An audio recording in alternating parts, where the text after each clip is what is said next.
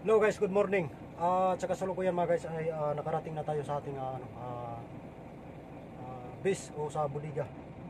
Kasi kagabi ay nakarating tayo dito sa Davao ng 11 PM ng gabi.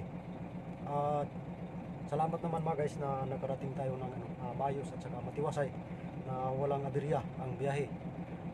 At mga guys, malaki ang pasasalamat natin mga guys.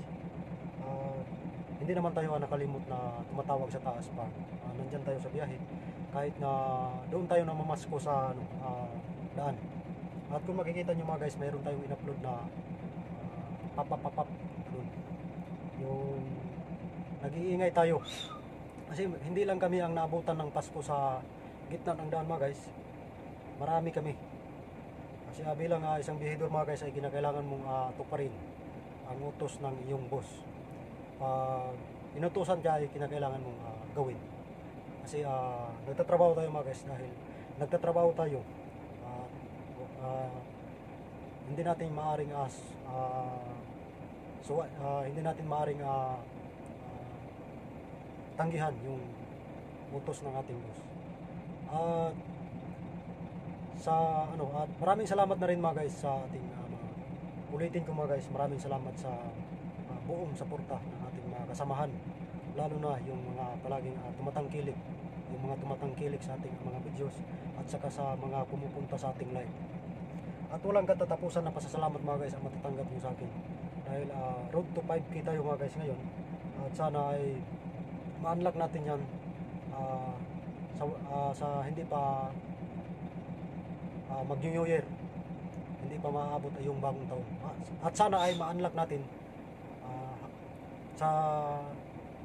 hindi pa tayo, at sana ay ma-unlock natin bago mag New Year.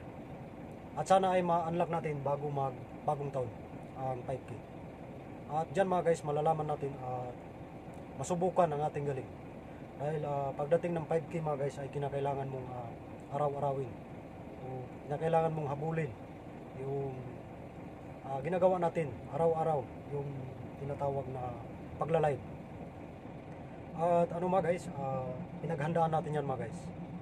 Kasi alam naman natin mga guys, wala namang mahirap pag ginagawa natin ang ating tungkulin o ang ating pinapangarap o minimithing pangarap sa buhay.